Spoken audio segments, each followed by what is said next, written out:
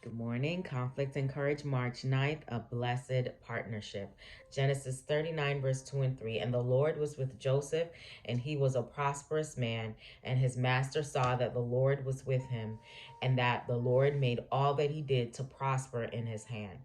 Arriving in Egypt, Joseph was sold to Potiphar, captain of the king's guard, in whose service he remained for 10 years. He was here exposed to temptations of no ordinary character. He was in the midst of idolatry, the worship of false gods, was surrounded by all the pomp of royalty, supported by the wealth and culture of the most highly civilized nation then in existence. Yet Joseph preserved his simplicity and his fidelity to God.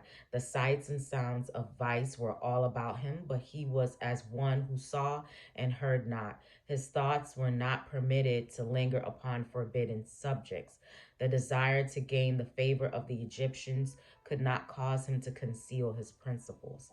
Had he attempted to do this, he would have been overcome by temptation, but he was not ashamed of the religion of his fathers, and he made no effort to hide the fact that he was a worshiper of Jehovah.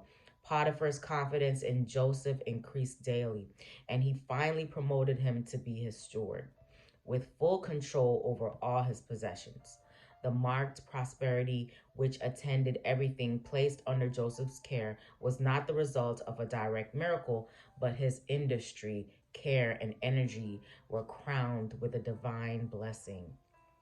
Joseph attributed his success to the favor of God, and even his idolatrous master accepted this as the secret of his unparalleled prosperity. Without steadfast, well directed effort, however, success could never have been attained. God was glorified by the faithfulness of his servant. It was his purpose that in purity and uprightness, the believer in God should appear in marked contrast to the worshippers of idols, that thus the light of heavenly grace might shine forth amid the darkness of heathenism.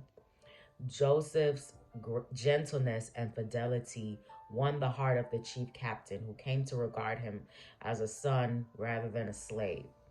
The youth was brought in contact with men of rank and learning, and he acquired a knowledge of science, of languages, and of affairs, an education needful to the future prime minister of Egypt.